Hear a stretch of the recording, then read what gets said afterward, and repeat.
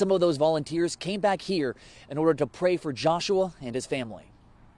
Out last night when we got the news that they found him, and it's just heartbreaking. People in Westchester continue leaning on one another following the death of 6-year-old Joshua Al-Latif. He went missing Wednesday evening around 5:30. 2 nights ago, I wasn't able to sleep too well. I woke up pretty early thinking about, Joshua and the family. Hundreds of people from Westchester, many of whom didn't even know Joshua or his family, showed up in droves, trekking through the snow and walking nearly every street in the township trying to find him. I've been in Westchester for 15 years, and I would say I've never seen the community come together as they did in the search of Joshua. As I mentioned, I don't have any affiliation with the family. I don't know him, but the way this community showed up today or, the last few days was just simply amazing. Joshua was nonverbal and had autism. He was a student in the Lakota Local School District. Sarah Apsley says Joshua was her son's classmate. She showed up when he was reported missing, along with teachers and school officials to help find one of their own. There's been nothing but so much support for him, getting the help that he needs. If I have any questions or any concerns, they've been willing to address it. They go above and beyond. After over 24 hours of searching, Westchester police say Joshua's body was found in a pond near his home. It's not the ending we wanted. A loss that's touching the hearts of so many in Westchester that they came together once again to pray for each other, Joshua and his family. Just to support the community and support the family and show that we are still standing and supporting everybody. Now, Lakota Local Schools has a crisis intervention team made up of counselors and other trained professionals to help students, parents, and other school personnel during this difficult time. But for now, I'm reporting live in Westchester with photojournalist Jared Darwish. I'm Chancellor Wynn, Fox 19 Now. Chance, thank you.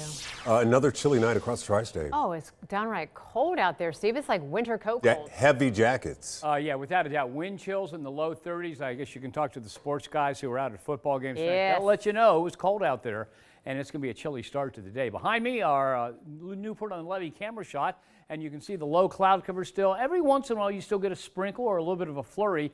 It is 43 degrees at the International Airport. It's been there for 5 solid hours. Temperatures will not change much overnight with that thick cloud cover.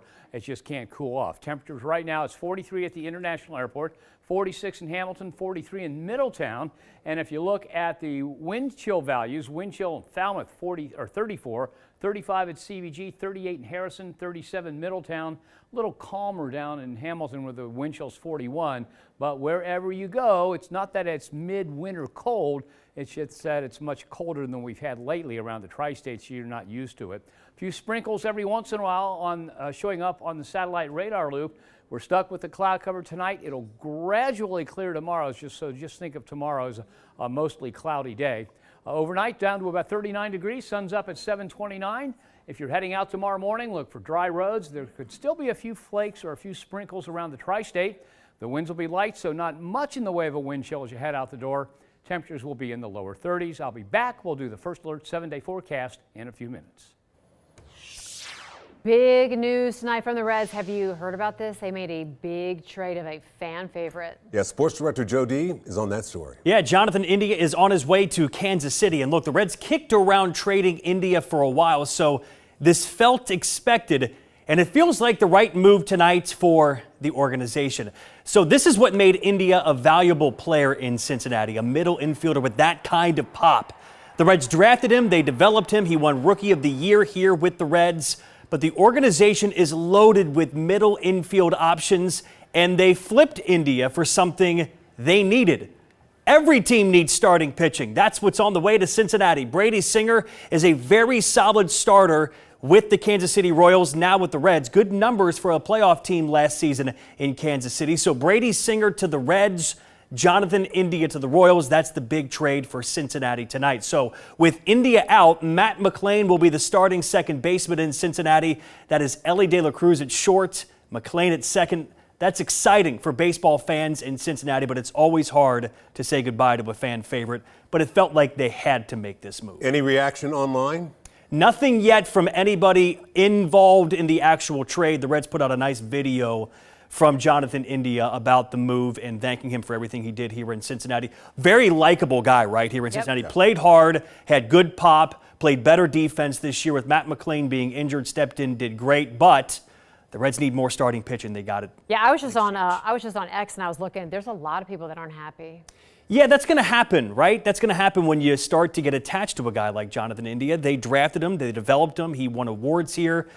But Matt McLean's on the come up, right? We know how good he's going to be, and there was a logjam at that position, so someone had to go, and it was India. All right. Joe, thanks. Baseball's tough. They just like cut ya.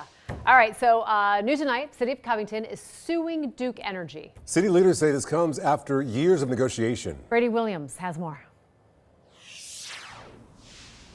Yes, so this lawsuit actually focuses on who has the right to provide electricity in Covington. Right now, Duke's the only provider, and they're citing a ruling for a company that existed in 1882.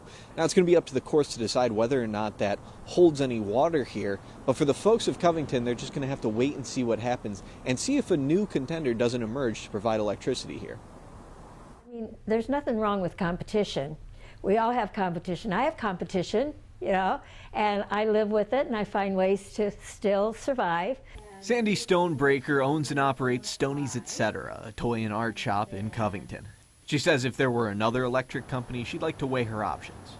I would need to research it and see, you know, what the pros and cons are, but I don't have a strong loyalty to Duke. Sandy doesn't have that choice, nor does anyone in Covington. City officials say Duke Energy is claiming to have exclusive rights to provide electricity in the city.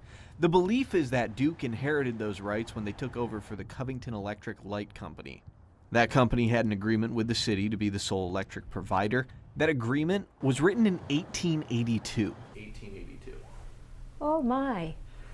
Well, maybe we need to take a look at that. The city solicitor says they've looked into it, and in 1904, the Supreme Court ruled that rights were not inherited by the next company. Justice Oliver Wendell Holmes ended his opinion, stating, "When the Covington Company died, its monopoly came to an end." The demand for electricity and gas were probably different in 1882 than they are now. The city is suing Duke, trying to get a court to rule that the company is beholden to the Kentucky Constitution, which states that franchise agreements can't be signed for more than 20 years. We reached out to Duke to ask them about all of this, and they provided the following statement. Duke Energy Kentucky looks forward to continuing to provide safe and reliable service to its customers in Covington in accordance with Kentucky's Certified Territories Act, and in accordance with its state-granted electric franchise as it has for more than a century. Sandy has her own gripes with Duke. She says her building has 2 meters. I have to send 2 checks, and then I have to follow up to make sure that the checks went on the right account so that I don't have one account delinquent and the other credit balance. The city has also stated that Duke requires businesses to work around their schedule in making improvements to buildings. They claim Duke refuses to inform the city what companies are using utility poles as well, which they say allows said companies to avoid paying taxes. Sandy says whatever happens next, she just wants getting her utilities to be simple. I got enough to do here. So the city of Covington said in their statement that none of this should affect customers in any way. They don't believe there will be any increased rates or any changes to the services that they're provided. Live in Main Strasse with photojournalist Chris Waldman, Brady Williams, Fox 19 Now. Do I have a motion to approve a separation agreement with Mr. Burnside? Developing now, Lakota East High School principal Robert Burnside has resigned. The Board of Education held an emergency meeting today to accept his resignation. Now that comes after he was put on leave pending an investigation. A pre-disciplinary hearing notice sent to him November 5th says that he violated board policy and put the district in a potentially liable position. Burnside was questioned for allegedly letting a former student who was homeless go to school after the student was unenrolled. Now, district officials sent home a letter to parents. It read, quote, "While I understand that there might have been questions about the situation, we cannot comment on personnel matters. Lakota will remain student confidentiality even when a student is no longer enrolled within our district, as it respects the privacy of a minor." Now, according to his resignation letter, Burnside is resigning from his position for personal reasons, effective January 30th. He has held that spot since August of 21. The district announced that Matthew McFarland will take over as interim principal. Get around everybody at 98. You realize that's 43 over the posted speed limit? A driver in Batavia caught going over 95 miles an hour in a 55-mile-per-hour zone. The warning, troopers are now sending to all drivers. Plus, a local woman headed for prison for breaking into homes and moving in. How she tried to take over ownership of a home. And in the First Alert 7-day forecast, that goes back a while, we've got the weather that's coming our way for Thanksgiving Day and your travels. I'll have the latest on that coming up.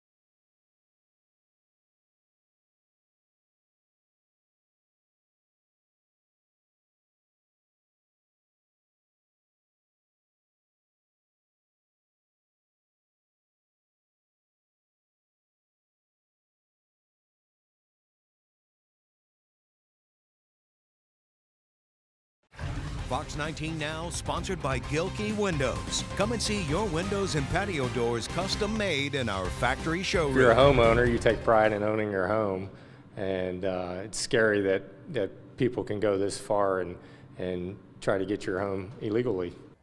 Yeah, you know, there's breaking into a home and there's breaking into a home. Correct. Right? So this 64-year-old woman is going to prison for breaking into big old homes, moving in, filling fraudulent documents, claiming ownership. Court documents reveal that Katie Sherrod did this multiple times in what a county official calls a form of paper terrorism.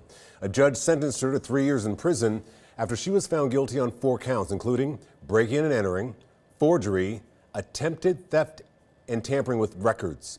Amberley Village police say Sherrod used fake documents to secure this $710,000 home.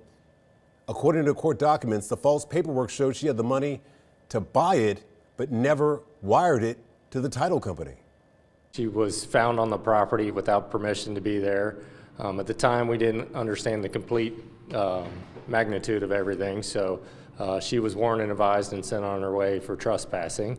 On the white one? That house So right there? the White House, that's the one that's in Amberley Village. We showed a house earlier that was worth more. That one there, that's in Hyde Park, and I think that's worth $2 million and change. Yeah. That was like 700? Correct. All right. Police say Sherrod came back a few weeks later and had a locksmith with her. Officers arrested her for breaking and entering, but it didn't end there. Police say she came back to the house a third time about a month later, and she was arrested again on the same charges.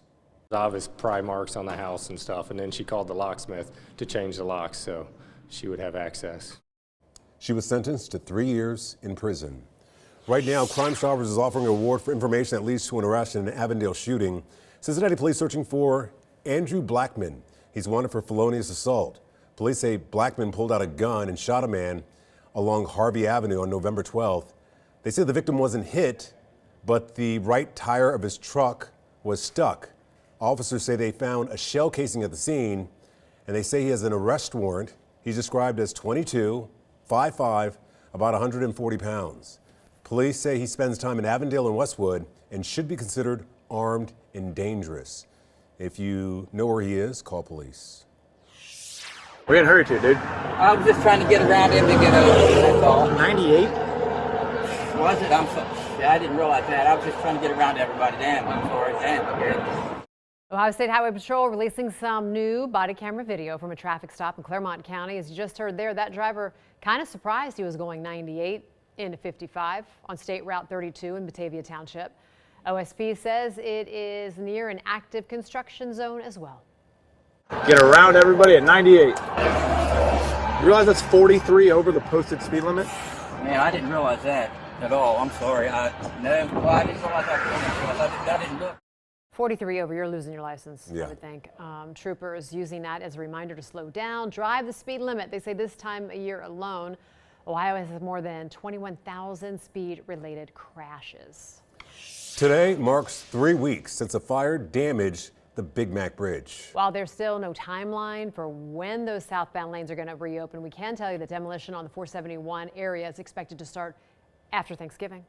Yeah, at this point, the plan is for demo and removal work to start a week from today. Initially, ODOT thought only 3 beams on the south side of the bridge were damaged, but recently they discovered it was actually 4 beams. Now, crews need more shoring towers as they began work on them today, and that work will go up to early next week. Now, they also mentioned that it's going to go well into next year. I mean, because you think about it, we're like in December almost. Yeah.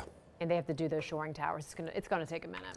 Weather-wise, it's going to be warmer than it's been for the last couple of days around here. Oh yeah, we're going to make it up into the 50s on Sunday, upper 50s, and then 60s on Monday before some more cold air comes our way for Thanksgiving. 43 right now. We're looking at downtown Cincinnati. Great looking view here, nice and crisp, but you do see that low cloud cover, which is about 10,000 feet thick. It's not going to let a lot of heat out, so temperatures aren't going to change much overnight. So snowfall totals from the latest snowfall we had: 2.7 in Mack, 2.3 in Villa Hills, Mason, Lebanon, 2.1 in Wilmington. CVG had 2. That's the official amount, and that was a record for the day. Tollsboro, Kentucky, also 2.0. 1.8 in Blue Ash, Greendale, 1.4, 1.3 in Bright, and in Madisonville at my house, about 1 inch of snowfall.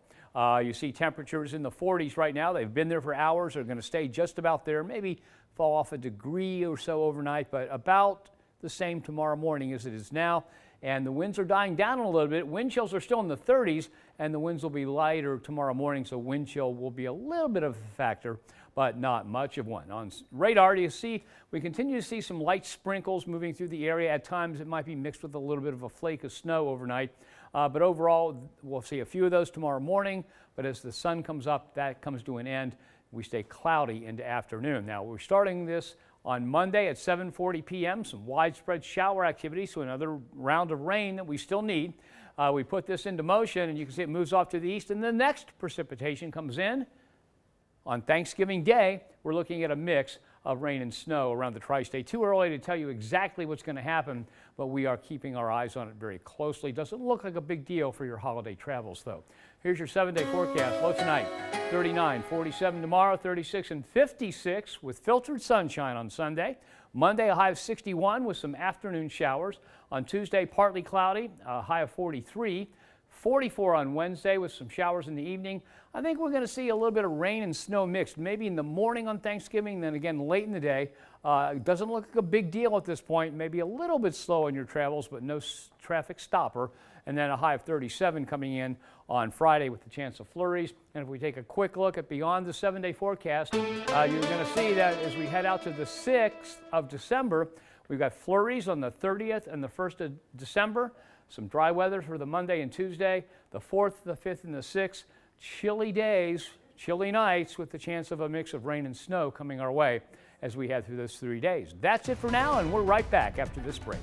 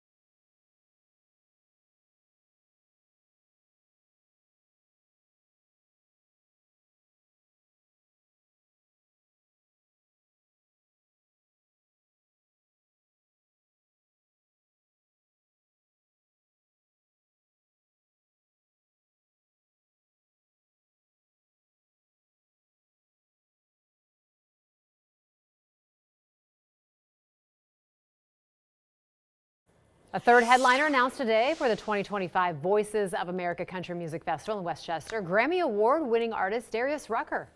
He's going to join Hardy and Bailey Zimmerman at the third annual event. Rucker is going to be Thursday night's headliner. Organizers say they wanted to make this event bigger and better, so they added a fourth day as a thank you to fans for making it a success so far. That festival, by the way, runs August 7th through the 10th. Tickets on sale now, and they're expected to name even more headliners. The Bengals' Week 16 matchup against the Cleveland Browns is moving out of prime time into a new slot. The game was originally set for Thursday, December 19th. Now it's going to be played Sunday, December 22nd at 1 p.m. That scheduling change means you'll be able to watch the game right here on Fox 19 now. The matchup is also scheduled to be the team's annual Stripe the Jungle game. If you plan on going, make sure to check the map to see what color clothing your section is wearing. The Bengals might not play this weekend, but we have a big college matchup for you tomorrow. Number 2 ranked Buckeyes going to take on number 5 Hoosiers. You can watch it right here on Fox 19 now. The game could have a big impact on college football, so you want to tune in. The game kicks off at noon. I'll tell you what, when they striped the jungle, It's very cool. it was very cool. And they did a great job. Yeah, so everybody paid attention to what section they were in. Yeah. It was beautiful. Because how embarrassing would it be if you were like Yes. wearing orange? You'd have to like- just leave. Oh, yeah. excuse me, can I go over there? Yeah, exactly. Can I borrow your shirt? You look like one dot. Because I can't follow instructions. We hope you get out and enjoy the weekend. It's going to definitely be warmer than it's been. Yeah, especially Sunday, Yeah. right? See you Good night, guys. everyone. Download the app that helps you plan your day. The First Alert Weather app. Live radar, hour-by-hour forecasts, and severe weather alerts. Everywhere you go. Get it today.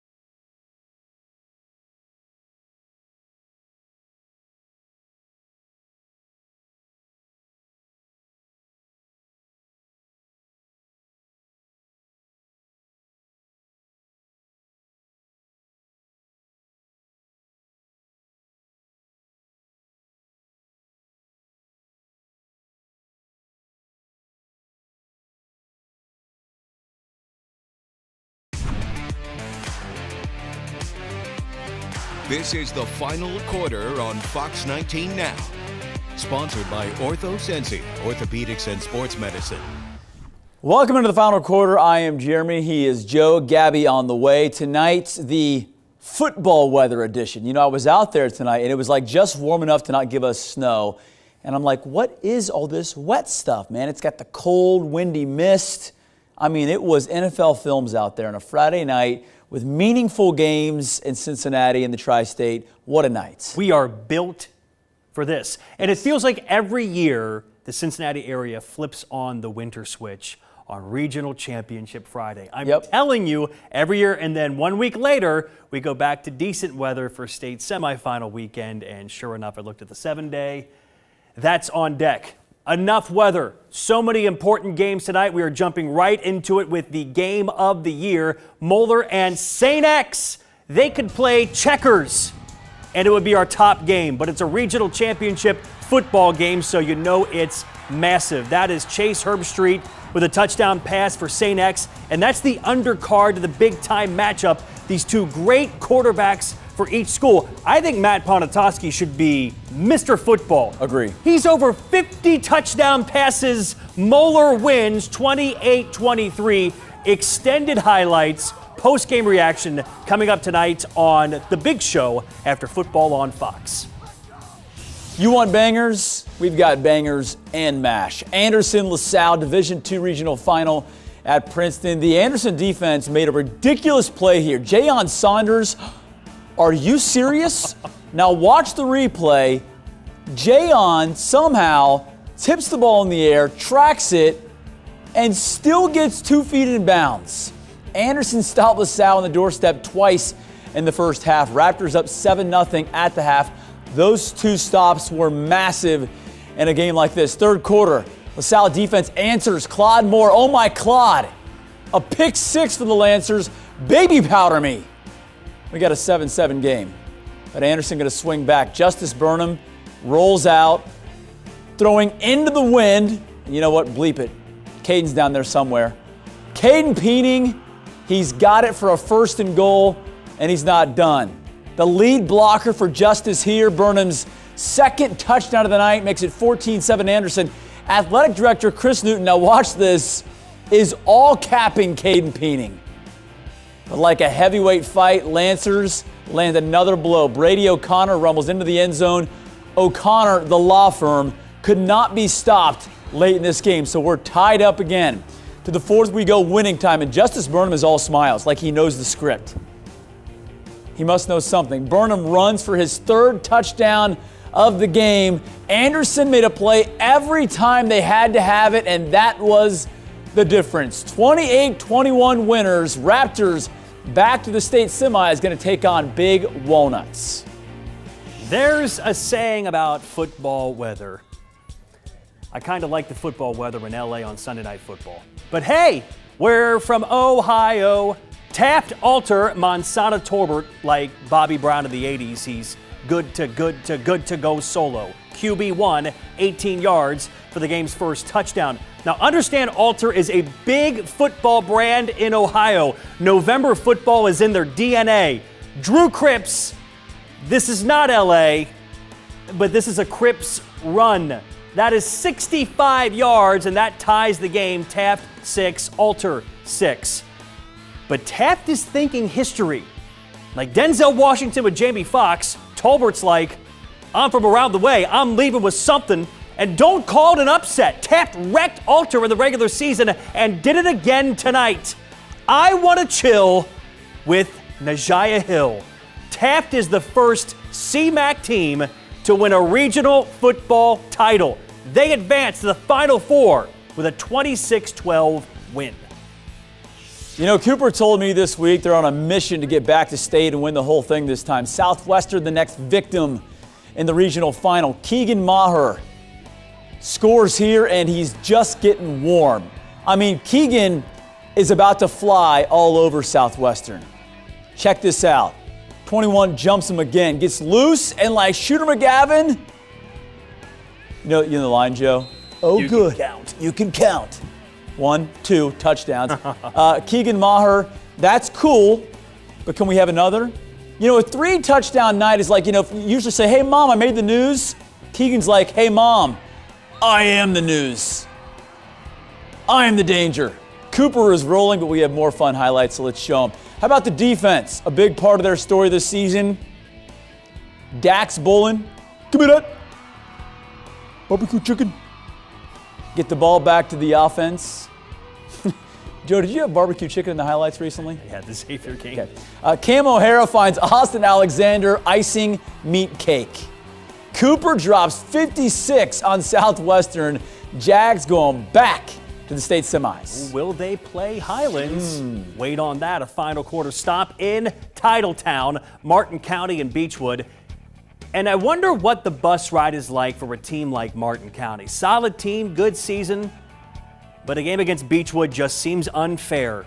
Clay Hayden, Tyler Fryman, that's Beechwood's second offensive snap. It's cool, I'm just a chill guy. This is Beechwood's fourth offensive snap. Hayden, Fryman, put the fries in the bag, man. It wouldn't be the Christmas shopping season if the stores weren't any less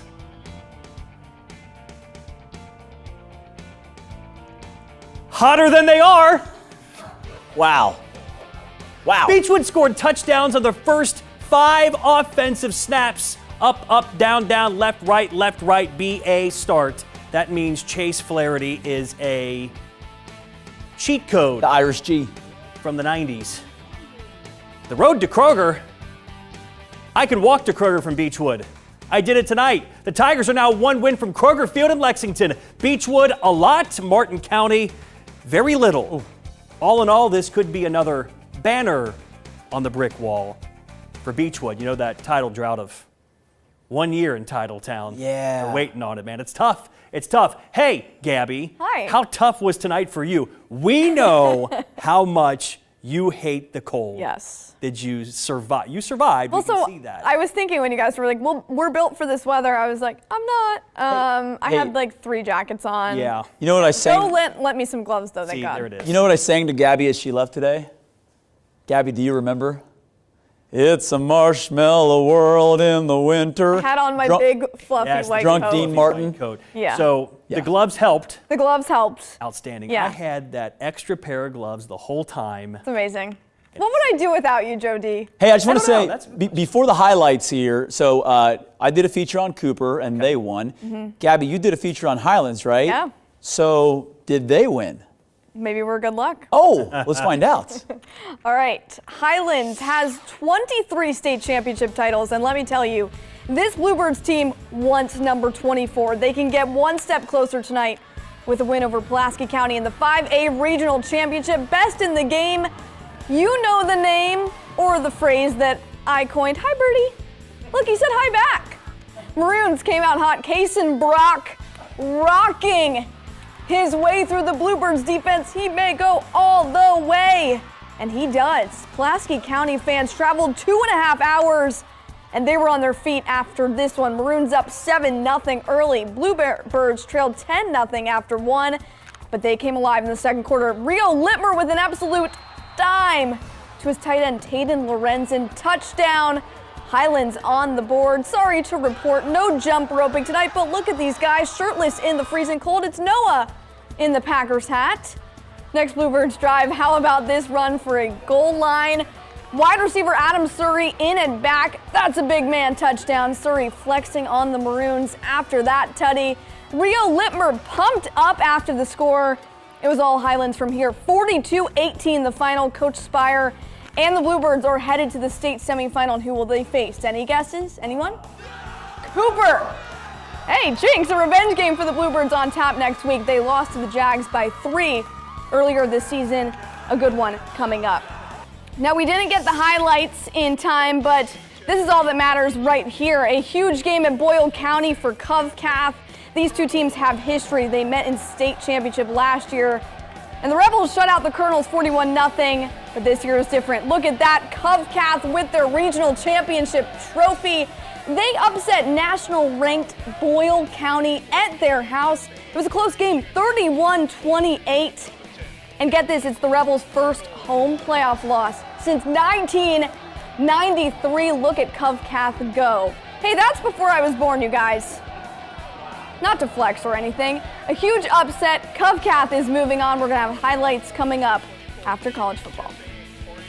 Is being young a flex? You can't young flex Yeah, us. you We just have young we have wisdom. That's right. And I age like a fine wine, Gabby. Okay, by the way, on the big show, we're going to ask her about the cannon to see if you jumped. Did you jump at the cannon? I didn't. I knew See? it was coming. She was I was ready for the cannon. she's young. Fort Thomas. Man, young. so many big games tonight. I love the drone shots so much. You're looking at Beechwood. I have to find out if they're hosting next week or not. I'll find that out in the break here, and we'll talk more about that and more highlights next on the FQ.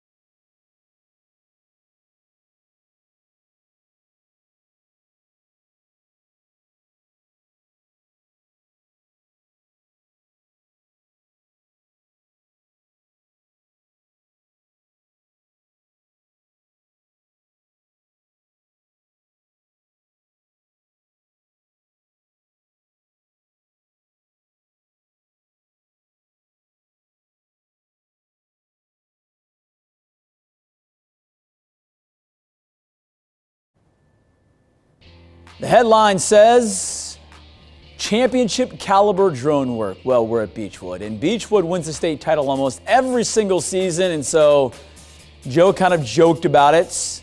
A one-year drought, not winning a title. They're looking to get back and get that ring and post it up next to there's so many other banners for winning state titles at Beechwood. Great drone work, as always, by the artist, photog, Philip Krinsky.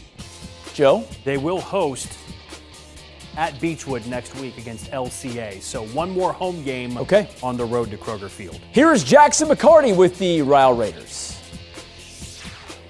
We continue to get closer to the finish line for high school football playoffs across the tri-state, and that is especially true out here in Kentucky. The Ryle Raiders have continued their dominant season, 10-2 so far, coming off a really strong win against St. X in Louisville. They've got Central Hardin this week, who had a really tough start to their year, before bouncing back and having a bit of a surprising run so far in the playoffs.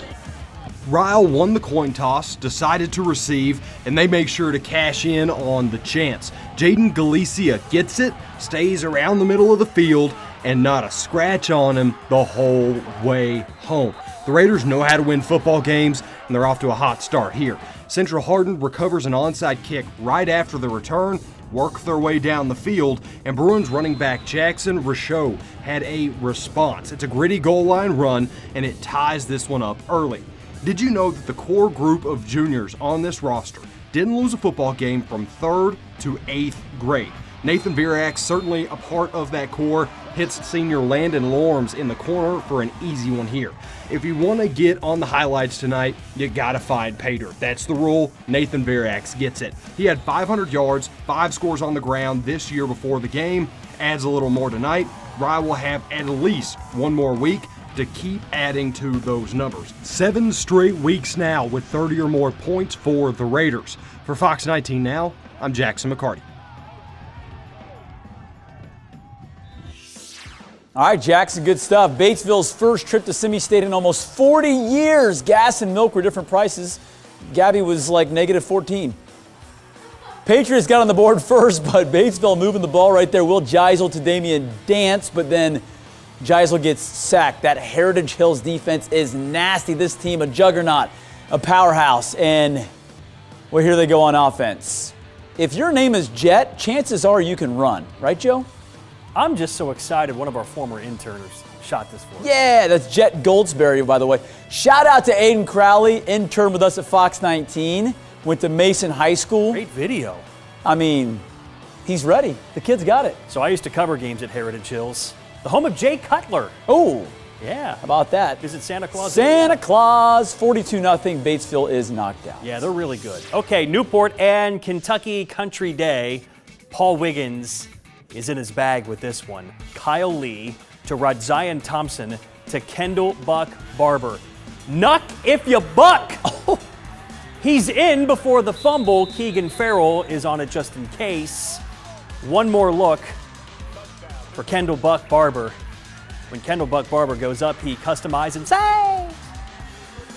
Great highlight. Tough loss. KCD beats Newport in a close one on the road.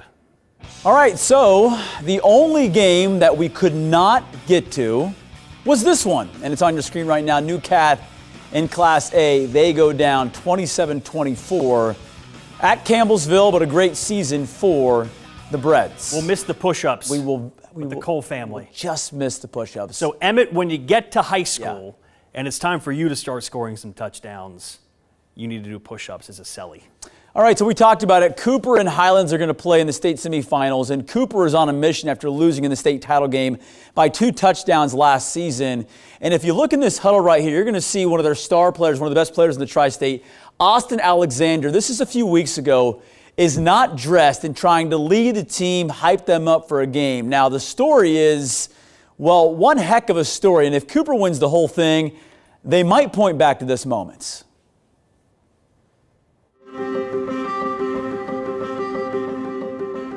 It's been hovering over the home of the Jaguars since the end of last season.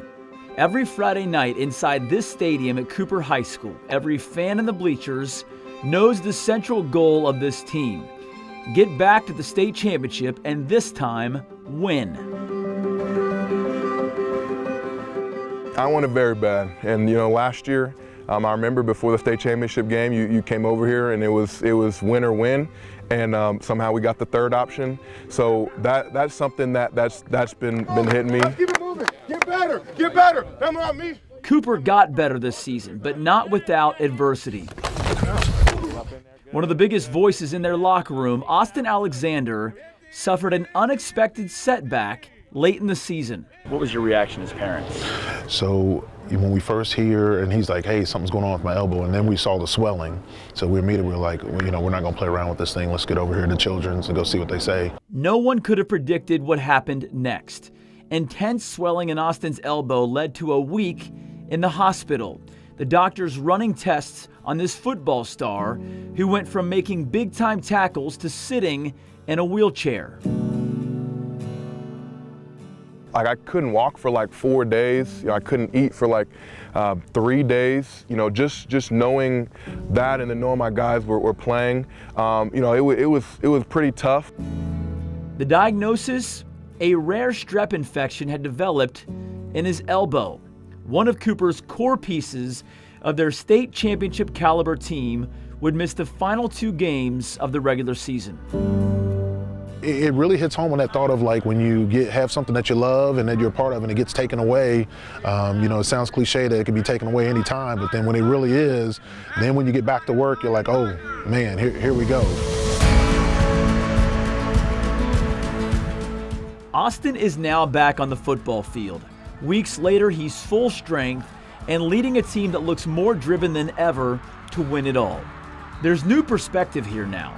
Some of that perspective came the day before Austin's release from the hospital. Austin was granted a get-out-of-hospital-free card to watch his team play on a Friday night, and he delivered a passionate speech none of them will ever forget. We have a mission this year. We don't play down to competition. We play to a standard. Let's go! Yeah! Even losing his voice that night, it was clear the voice of their team was back. After this, we're just going into life and we're just going into workforce, and some guys are going to college, some are not.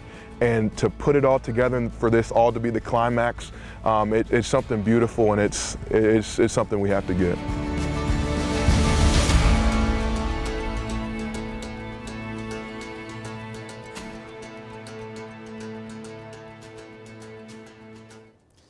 And Cooper's story is not done. 2 more wins to win the whole thing. So who's taking number 1? I don't know, man. I think I have my vote on a crazy play tonight, but you vote on Twitter/X and you decide who takes number 1. That's next.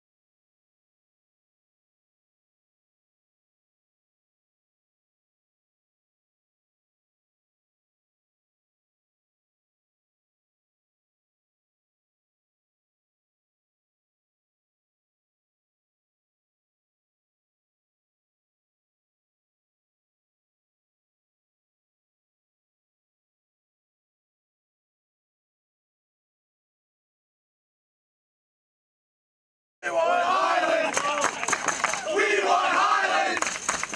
We want Highlands! We want Highlands! And the Cooper student section will get their wish. Highlands Cooper next week at a big-time showdown in Class 5A. The FQ top 3, as you voted on X. Number 3, Chase Flaherty. I get it. It was too easy for him. He's number 3. That's why I finished number 3. Yeah. And because he wears number 3. Listen, if you take the opening kick back at a regional championship game, you better make your way to the top 3. That is Jaden Galicia for Ryle. What a story Ryle is putting on this year. Now in the state Final Four, Jaden took play number 2. All right, so Anderson won by a touchdown. They had 2 goal line stops in the first half. This is one of them. I still don't know how Jayon Saunders pulled this off. Flicks the ball in the air, tracks it, gets his feet in bounds, both by the way, and makes the interception a huge play, and Anderson's regional title win, 28-21 the final. Someone from LaSalle's side, I will say, did tweet me and say from their side it looked like he might have been out. I'm just saying I slowed it down frame by frame, looked as close as I could, and it looked good to me, but it takes number 1. Phil Simms would have said body control, body control. Out of control. Hey, listen, if you just watched this and you're like, I want more of the Moeller St. X game, after the football game, we got it. All right, see you then.